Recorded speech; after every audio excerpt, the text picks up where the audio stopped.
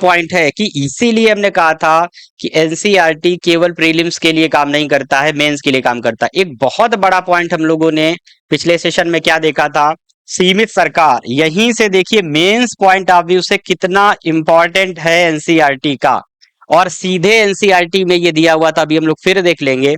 हमने कहा था कि ये सरकार की शक्तियों को सीमित करने का काम करता है, सरकार को सरकार की शक्तियों को सीमित करने का काम करता है। लेकिन अगले ही पल हम लोगों ने ये पढ़ा था कि चूंकि यह क्या था, परंपरागत रूप में संविधान का जो कार्य होता है, सर्व प्रमुख कार्य यही होता है कि वह सरकार की शक्तियों पर नियंत्रण रखे, उन पर अंकुश रखे। लेकिन हमने क्या कहा था कि वर्तमान में हम लोग क्या कर रहे हैं कि संविधान एक काम और करेगा कि सरकार को सामर्थ्यवान सामर्थ्यवान बनाने का काम करेगा, उसको शक्तिशाली बनाने का काम करेगा। ये भी हम लोगों ने पढ़ा था। कारण क्या था, बहुत इंपॉर्टेंट है। अगर मेंस में क्वेश्चन आ जाता है, एक उदाहरण के रूप में लिख के रखिए, यही मेंस की आंसर राइटिंग भी होती है।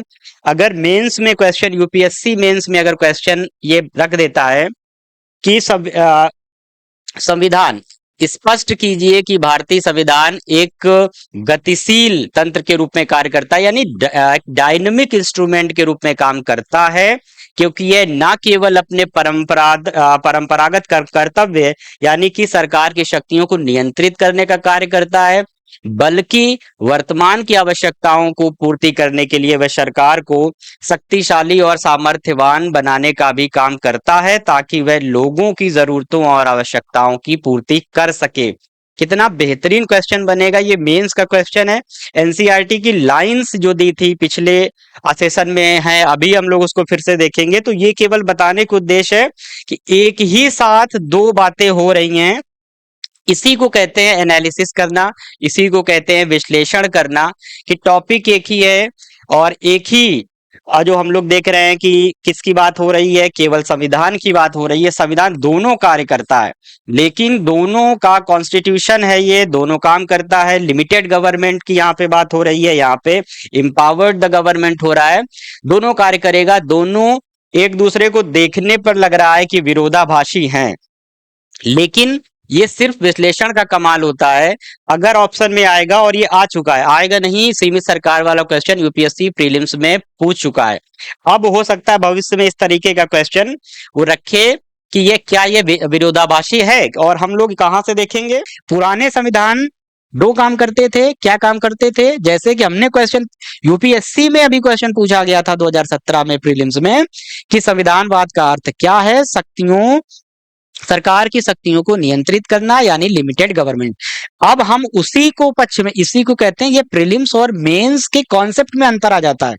प्रीलिम्स के हिसाब से वो क्वेश्चन सही था, मेंस में देखिए उसी बात को पलटने का काम की। इसी को कॉन्सेप्ट कहते हैं, इसी को अप्रोच कहते हैं, केवल निर्णय लेने की शक्ति और सरकार की शक्ति पर प्रतिबंध लगाने।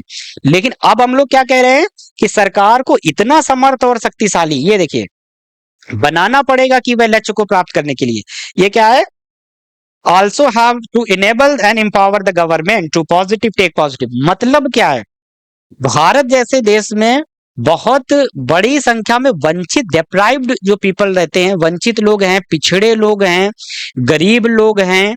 तो हम लोगों क्या देखेंगे, बहुत धार्मिक अल्पसंख्यक लोग हैं, जातिगत रूप से पिछड़े लोग हैं।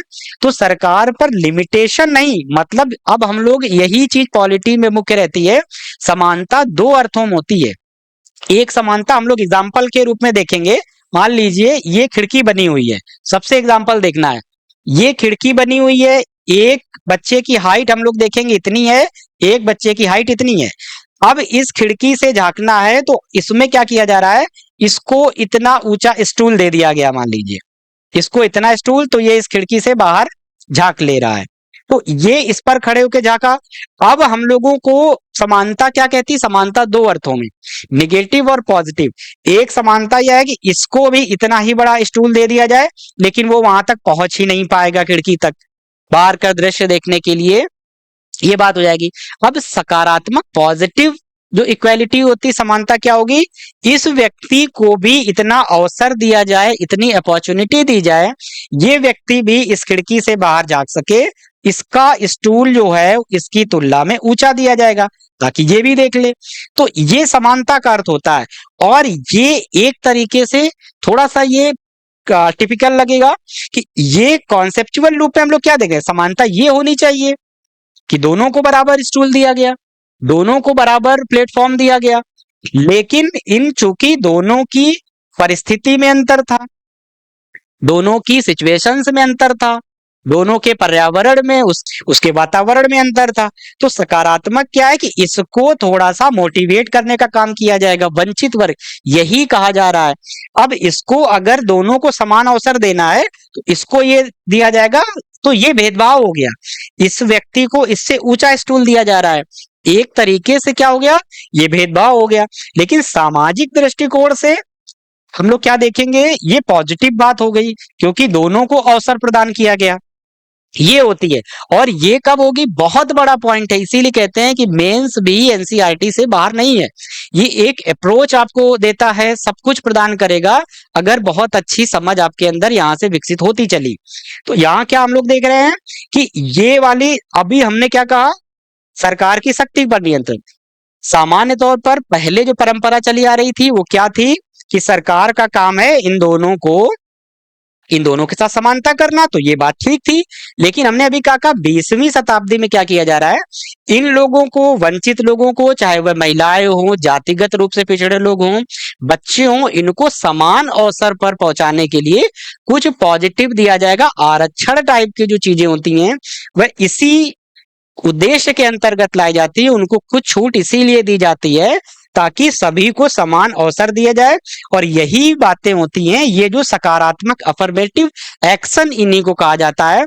ये कब का मतलब, और ये कब होगा, जब सरकार बहुत ताकतवर होगी, क्योंकि एक प्रकार से यहां पर भी ये समानता नहीं है, लेकिन पॉजिटिव असमानता है।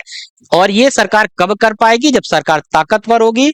वही यहाँ पर हम लोग काम करने जा रहे हैं कि अपने सरकार को इतना समर्थ और शक्तिशाली बनाना पड़ेगा ताकि वो ऐसे कदम उठा पाए। यह मतलब है समाज की आकांक्षाएं और लक्ष्य का मतलब aspirations and goals of society. तो हम लोगों ने कितनी चीजें देख ली कि संविधान क्या क्या काम कर रहा है और संविधान का मूल मतलब क्या है। कहीं इतने डिटेल में चीजें नहीं दी होंगी,